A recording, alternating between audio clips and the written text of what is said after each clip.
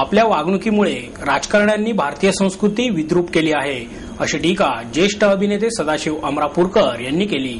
चित्रपट क्षेत्रातील योगदानाबद्दल वरदलक्ष्मी चित्रच्या वतीने सदाशिव अमरापूरकर, ज्येष्ठ गायिका आशा भोसले यांना राज्याचे जलसंपदा मंत्री सुनील तटकरे यांच्या हस्ते उमेद पुरस्कार प्रदान करण्यात आला. ज्येष्ठ उद्योजक धनंजय दातार, संस्थेचे अध्यक्ष महेश टिळेकर यावेळी उपस्थित होते. प्रसिद्ध अभिनेत्री रवीना टंडन, गणेश यादव, प्रतीक बब्बर, तेजस्विनी पंडित, उमेश कामत यांनाही यावेळी पुरस्कार प्रदान करण्यात आला. सदाशिव अमरापूरकर म्हणाले, राजकारणी व्यक्तींचा आज सर्व क्षेत्रांमध्ये वावर आहे. त्यांच्याशिवाय कोणत्याही क्षेत्राचा विचारच करता येत नाही. मात्र पूर्वीप्रमाणे मान सन्मान त्यांना मिळत नाही. आपल्या वागणुकीने राजकारण्यांनी संस्कृती विद्रूप केली आहे. यशवंतराव चव्हाण यांच्या काळात राजकारण सुसंस्कृत होते. साहित्य आणि कला क्षेत्रातील व्यक्तींना राजकारणी आणि राजकारण्यांना कलाकार मान देत होते. मात्र मान देण्यासारखे राजकारणी आता राहिलेले नाहीत. त्यांचा दिखाऊपणा, निर्लज्जपणा, घातकीपणा लोकांसमोर उघड झाला आहे. आशा भोसले म्हणाल्या, रसिकांच्या प्रेमामुळे जसे माझे गाणे चिर तरुण झाले तशी मी सुद्धा तरुणच राहणार आहे. सदाशिव अमरापूरकरांची मी फॅन आहे. सर्व कलाकारांनी त्यांचा आदर्श ठेवला पाहिजे. मराठी कलाकार हिंदी चित्रपटसृष्टी काबीज करतो तेव्हा अभिमान वाटतो, असेही त्या म्हणाल्या. तत्पूर्वी रसिकांच्या आग्रहानंतर गान सम्राज्ञी आशा भोसले यांनी प्यार करने वाले प्यार करते हैं शान से, आओ ना गले लगाओ ना अशा गाण्यांनी रसिकांना जिंकले. या गाण्यांवर ठेका धरण्याचा मोह रवीना टंडनलाही आवरला नाही. दोन कलाकारांच्या अप्रतिम सादरीकरणामुळे रसिकांना सूर आणि नृत्याची मैफल प्रत्यक्ष अनुभवता आली.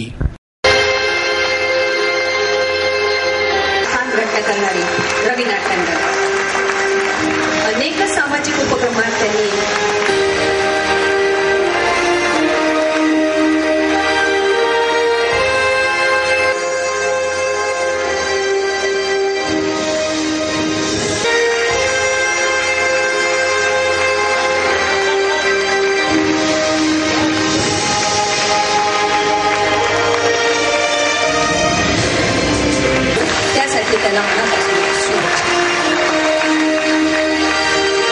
यावरून आपल्या देशाची एक सांस्कृतिक उंची लक्षात येते.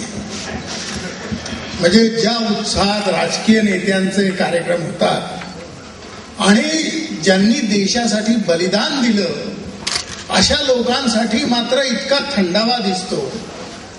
याचं कारण असं की राजकारण्यांनी एवढं क्षेत्र व्यापून टाकलेलं आहे की आज आपल्या देशात राजकारणी आणि त्याचा एक फोटो याशिवाय आपल्याला काही दिसत नाही, काही पाहता येत नाही.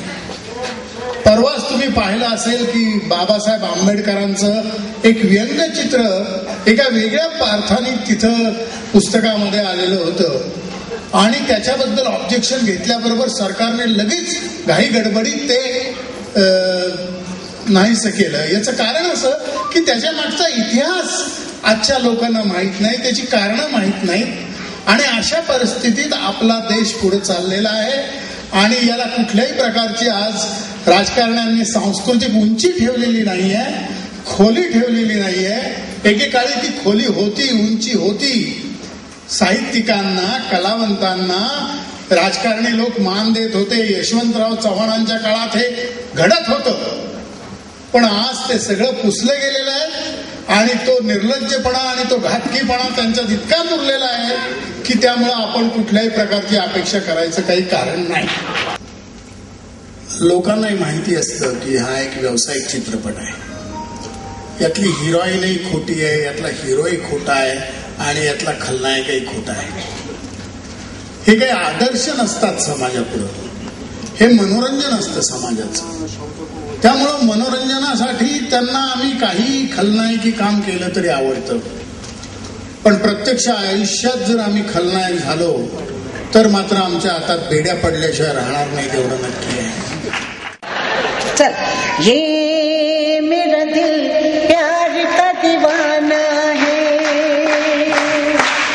दीवाना दीवाना प्यार का परवाना, आता है मुझको प्यार में जल जाना, मुश्किल है